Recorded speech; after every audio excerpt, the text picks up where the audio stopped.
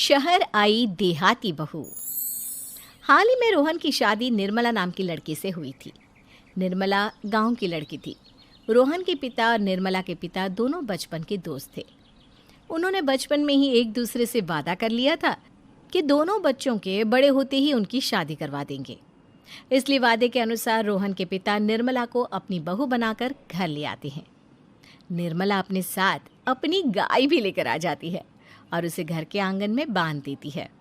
अरे ये क्या माँ, भाभी तो गाय भी लेकर आई हैं हमारे घर में। अभी घर में गाय बंधी देखकर आस पड़ोस के लोग तो हमारा मजाक उड़ाएंगे ना। हाँ बेटा, तू ठीक कहती है, लेकिन क्या करूँ मैं।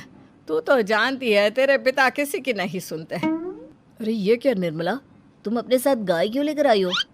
आपके शहर में पैकेट वाला मिलावटी दूध मिलता है ना, लेकिन मुझे तो रोज ताजा दूध पीने की आदत है। गाय लाकर मैंने ना बहुत अच्छा किया है। अब हम सब रोज ना गाय का ताजा ताजा दूध पियेंगे। अरे ये सब तो ठीक है, लेकिन तुम ध्यान रखना कि तुम्हारी गाय की वजह से आस पड़ोस के लोगों को कोई तकलीफ ना हो। हाँ हाँ, मैं सब देख लूँगी, आप चिंता ना करें। कुछ दिन बीत जाते हैं। फिर एक दिन, चल बहू, आज हमें बाजार से सब्जी खरीदने जाना है। उसके बाद सुनीता निर्मला को बाजार में ले जाती है। सब्जी के महंगे दाम देखकर निर्मला के तो होश उड़ जाते हैं। ये क्या माँ जी, 1000 रुपये की सब्जी, ये तो बहुत ही ज़्यादा है। अब क्या करे बहू, शहर का तो यही हाल है। ना ना ना, मैं इस तरह पैसों की बर्बादी बर्दाश्त नहीं कर सकती। अब से ना हम इस बाजार से सब्जी नहीं खरीदेंगे। हाँ। फिर अगले दिन निर्मला घर के आंगन की मिट्टी खोद कर वहाँ तरह तरह की सब्जियाँ लगा देती है। अरे काव्या, तेरी भाभी तो बहुत अजीब है। उसने तेरे पूरे आंगन को खेत बना कर रख दिया। मेरी समझ में नहीं आता तुम लोग इस लड़की को कहाँ से पकड़ कर लाए हो। अरे सब मेरे पिताजी का किया धरा है। सालों पहले अपने दोस्त से किए वादे के चलते उन्होंने उस गवार को हमारे गले बांध दिया। अरे तेरी भाभी सच में एक नंबर की गंवार है। उसे तो ढंग के कपड़े पहनने तक नहीं आते, ऊपर से उसने तेरे घर को गांव का तबेला बनाकर रख दिया है। उन औरतों की बातें सुनकर काव्या को बहुत बुरा लगता है। फिर वो अपने भाई रोहन से इस बात की शिकायत करने लगती है। रोहन निर्मला को समझाने की बहुत कोशिश करता है, लेकिन निर्मला के आगे उसकी एक नहीं चलती। फिर एक दिन रोहन निर्मला को एक शादी में ले जाता है। सभी मेहमान खाना खाने में व्यस्त थे। उधर रोहन भी अपने दोस्तों से गप्पे लड़ाने लगता है। तभी निर्मला तंदूरी चिकन के स्टॉल से ढेर सारे लेग पीस उठाकर अपने पर्स में डालना शुरू कर देती है। घर जाने के बाद इसे फ्रिज में रख दूंगी और कल सुबह मैं चीज़ सिखाऊंगी। फिर खाना खाने के बाद दोनों पति पत्नी वहाँ से जाने लगते हैं, लेकिन तभी दुल्हन का भाई उन्हें रोक लेता है। अरे ये सब क्या है? मैंने यहाँ खाना खाने के लिए सबको बुलाया था, खाना चोरी करने के लिए नहीं। तुमने पर्स में जो चिकन के लेग पीस छुपा रखे ना, चलो बाहर निकालो उन्हें। दुल्हन का भाई फौरन निर्मला से पर्स छीनकर सारे लेग पीस बाहर निकाल लेता है। मैंने इतना खर्चा करके खाने पीने का इंतज़ाम किया है और तुम हो कि यहाँ से खाना चोरी करके ले जा रही हो। शर्म आनी चाहिए तुम्हें। वहाँ मौजूद सभी लोग निर्मला को भला बुरा कहने लगते हैं। अपनी बेइज्जती होते देख रोहन दुल्हन के भाई से माफ़ी मांगकर निर्मला को घर ले आता है। निर्मला, आज तुमने सबके सामने मेरी नाक कटवा दी। आखिर तुम्हें चिकन के पीस चुराने की ज़रूरत क्या थी? मुझे माफ़ कर दीजिए रोहन जी। दरअसल ना, हमारे गांव में जब भी शादी होती थी तब मैं और मेरी सहेलियाँ इसी तरह शादी से ढेर सारा खाना लेकर आते थे।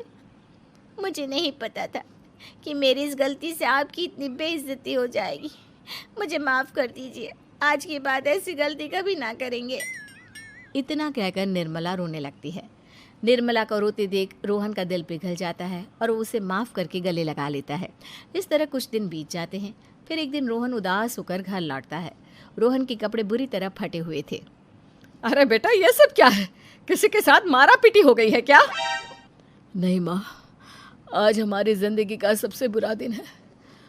म्यूनसिपालिटी वालों ने हमारी दुकान तोड़ दी। आज से हमारी आमदनी पूरी तरह बंद हो गई।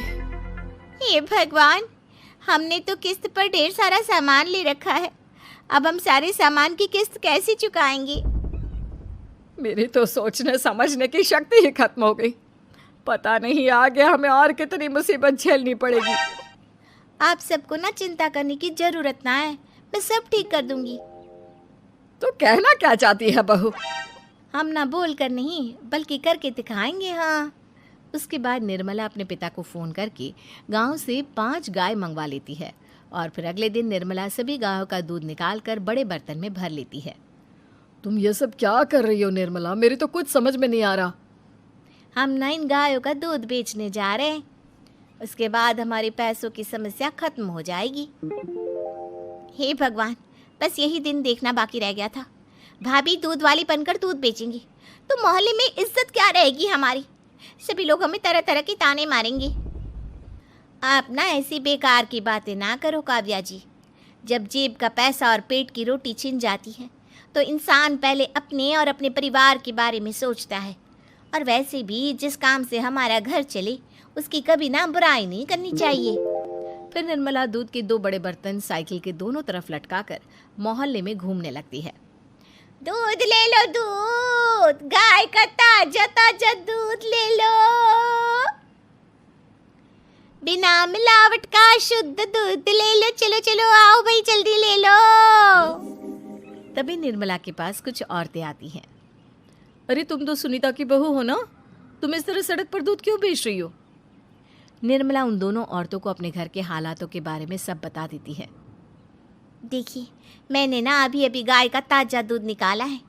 आप सब तो रोज पैकेट का दूध पीती हो, आज गाय का ताजा दूध पी कर देखिए, इसकी ना बात ही कुछ और है। हाँ बहू, मुझे तुम्हारी बात समझ में आ गई। लाओ, मुझे 2 लीटर दूध दे दो। उस औरत की देखा देखी बाकी औरतें भी निर्मला से दूध खरीदना शुरू कर देती है। थोड़ी ही देर में निर्मला सारा दूध बेचकर ढेर सारे पैसे इकट्ठे कर लेती है। उसके बाद निर्मला घर जाकर सारे पैसे अपनी सास को पकड़ा देती है। अरे बहू, इतने सारे पैसे! सच में तेरा आइडिया तो काम कर गया। अरे माँ जी, आप तो बस देखती जाइए, कुछ ही दिनों में मैं अपने घर की सारी समस्या खत्म कर दूंगी। हाँ। फिर अगले दिन से निर्मला गायों के गोबर से ढेर सारे उपले तैयार करके बेचना शुरू कर देती है। निर्मला को पैसे कमाते देख रोहन के अंदर भी हिम्मत आ जाती है और वो भी दूध बेचने का फैसला करता है। निर्मला के कहने पर उसके पिताजी कुछ और गायों का बंदोबस्त कर देते हैं। इस तरह दोनों पति पत्नी मिलकर दूध बेचना शुरू कर देते हैं। कुछ ही महीनों में उनका दूध का व्यापार खूब फल फूल जाता है। इसके चलते रोहन एक बड़ी दूध की डेयरी भी खोल लेता है। पिताजी, जब आपने निर्मला से मेरी शादी करवाई थी तब मैं मन ही मन आपको कोसा करता था, लेकिन आज मेरी समझ में आया कि आपका फैसला बिल्कुल सही था। आज अगर निर्मला ना होती तो पता नहीं हमारा क्या हाल होता। हाँ बेटा, तू ठीक कहता है। हमारी बहू ने तो हमें उजड़ने से बचा लिया। भगवान ऐसी बहू सबको दे। इस तरह निर्मला की समझदारी के चलते सब कुछ ठीक हो जाता है और वो सभी हंसी खुशी अपना जीवन जीने लगते हैं। शीशे की बहू। देखो, साफ साफ बोलने वाला इंसान तो हर किसी को पसंद है, लेकिन कोई इतना भी साफ बोले तो क्या होगा? वो माँ जी, आप ना प्लीज मुझसे तमीज से बात करिएगा, क्योंकि मेरी माँ ने कहा था कि आप तमीज से बात ना करें तो मैं आपकी खटिया खड़ी कर दूं। हम माँ जी, मैं रोज रोज इतनी भारी खटिया कैसे खड़ी करूंगी, समझ रही हैं ना आप? अरे क्या क्या बोली जा रही है बहू? तबीयत तो ठीक है ना? हाँ माँ जी, मैं तो साफ बात करती हूँ।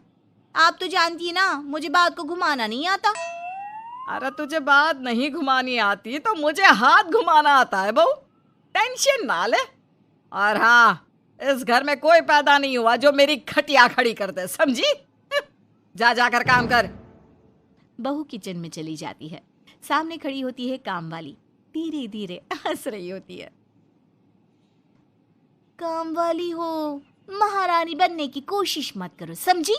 और सुन, ये मेरी सास शादी के पहले ऐसा तो नहीं बोलती थी ना कि बहू आ जाएगी तो तेरा काम खत्म हो जाएगा, क्यों? वो तो ऐसा नहीं बोलती थी, लेकिन जिस तरह आप बोलती हो ना भाभी, ये आसार भी जल्दी आ जाएंगे। ए, चुप कर, काम कर अपना। वैसे तुझे मेरी माँ ने देखा था शादी के वक्त। अच्छा, तो क्या कह रही थी भाभी वो? यही कि नौकरानी के लिए तेरी सास बनारसी साड़ी मांग रही है। हाँ, नौकरानी की शक्ल तो देखो। इस शक्ल में कहाँ से ये बनारसी पहनेगी? नौकरानी को गुस्सा आ जाता है। उसी शक्ल में जिस शक्ल में आप ये सिल्क पहनकर घूम रही हो। वैसे बनारसी मांगकर मुझे तो गंदी सी काटन पकड़ा दिया था इसने। अभी बात करती हूँ। और क्या बात कर? हम लोगों से तो बोला था कि नौकरानी बहुत प्यारी है हमारी, 10 साल से काम कर रही है, तो उसके लिए कम से कम बनारसी तो चाहिए ही चाहिए। मेरी माँ से 25,000 की साड़ी ली थी तुम्हारे नाम से। नौकरानी चढ़ जाती है झाड़ पर, वो तो सास से लड़ने पहुंच जाती है। क्यों मालकिन, बहू की माँ ने मेरे लिए भी कुछ भेजा था, दिया नहीं आपने? हाँ हाँ दिया तो था, 200 रुपए की साड़ी दी थी, वो तो मैंने अपने पास से तुझे एक्स्ट्रा दिया था। तभी बहू आ जाती है। कैसी बात करिए माँ जी, माँ ने तो आपको इनके लिए 25,000 की साड़ी दी थी, देती क्यों नहीं? देनी ही पड़ेगी, वरना मैं कल से नहीं आएगी काम पर। हाय रे, 25,000 की साड़ी तेरी माँ देगी, वो भी नौकरानी के लिए? अरे साड़ी से 2,000 की साड़ी बनारसी मेरे लिए लाई थी, मुझे नहीं आई पसंद, तो कहती है या तो पहन लो या नौकरानी को दे दो। अब जैसी थी रख ली। नौकरानी के लिए तो 200 की साड़ी दी थी तेरी अम्मा ने, देख मेरे पास तो वीडियो भी है देते हुए। ये बोलकर सास नौकरानी को मोबाइल में वीडियो दिखा देती है। हाय रे भाभी, शर्म कर लो शर्म। कैसा गेम खेल गई तुम तो, बाहर से तो बड़ी सीधी दिखती हो मालकिन। अब मुझे जो मेरी माँ ने बोला था मैंने बता दिया। वैसे भी ना मुझे बात को घुमाने की आदत तो है नहीं। बहू साफ बोलती थी, उसे जो उसकी माँ बोलती बता देती। लेकिन अब घर में क्या होने वाला है वो भी देखते हैं। कितनी सुंदर हो तुम सांवली, पता नहीं तुम्हारी माँ ने तुम्हारा नाम सांवली क्यों रखा। वो क्या था ना, जब मैं पैदा हुई थी तो रंग थोड़ा दबा था, लेकिन बाद में खिल गया। वैसे तुम्हारे घर में सबका रंग काला सा क्यों है? वो मेरी माँ काली थी, पापा तो गोरे थे, लेकिन सब माँ पर चले गए इसलिए। लेकिन फिर भी फीचर शार्प है हम लोगों के। हाँ हाँ क्यों नहीं, वो तो है सांवले सलोनी।